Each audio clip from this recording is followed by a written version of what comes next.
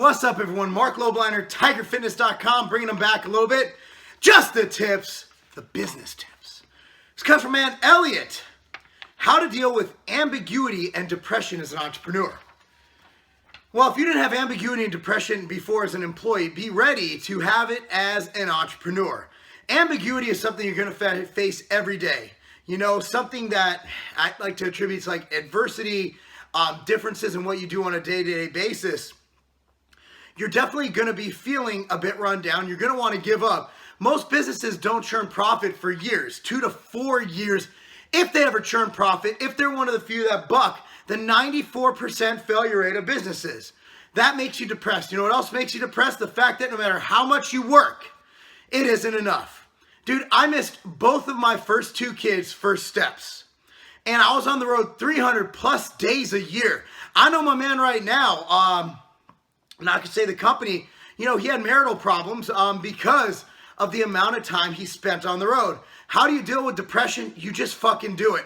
I mean, it takes a special idiot to think that they're going to be one of the 4% that don't go out of business that actually make it.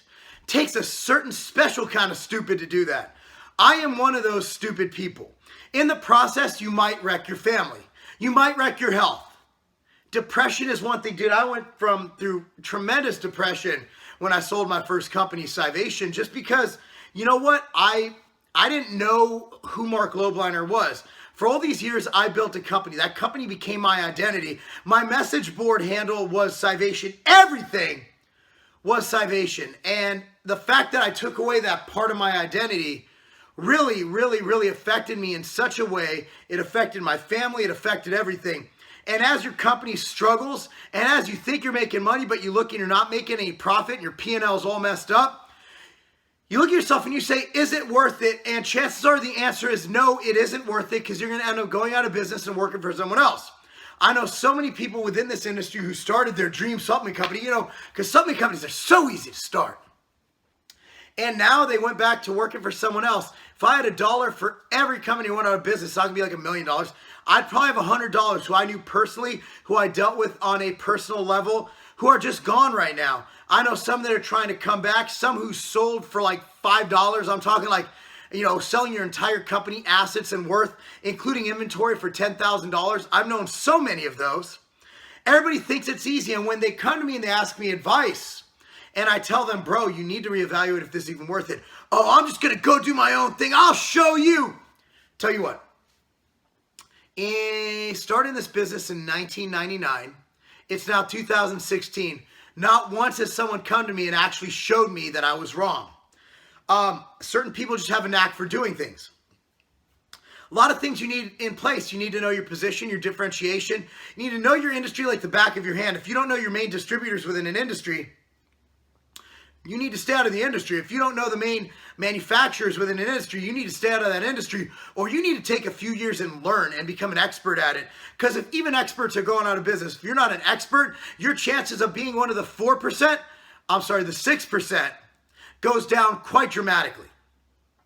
So what I'm saying is depression is part of the game. Being that even though my companies are profitable and successful right now, I'll tell you what, I get depressed all the time.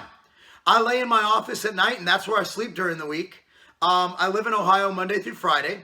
I lay in my office at night, and I miss my kids. I miss my family. I miss everything. And then during the workday, sometimes I'll be like, oh, Cammy's at practice right now, and I'm not there. And it sucks. There's a lot of things that suck. Restaurant owners, you guys know who you are. You guys feel it worse than I do. Restaurants, you're married to the business. So if you want to start a restaurant business or a gym, if you want it to be successful, you need to be there. My buddy who owns Crunch in Mason, he's the same way. He's there all the time. All the time. And the lowest rate of success in any marriage is a CEO. CEOs are horrible at marriage. We're horrible at everything. We're good at business usually if we run a successful business for one of the 6%. But to be real with you, it is very demanding. And depression is just part of the game. So all I could tell you to do is just mitigate it as much as possible. Take your fish oils, of course. Exercise regularly. Don't ever give up exercise. Exercise is something that will keep your mind positive, will keep your self-esteem up. Eat healthy foods, nutritious foods. Make sure you're getting micronutrients. But at the end of the day, man, if shit goes bad, it's going to hurt. That's going to cause some depression. You just have to fucking deal with it. Mind over matter. I don't mind. It doesn't fucking matter. Best luck, brother. That's not a game.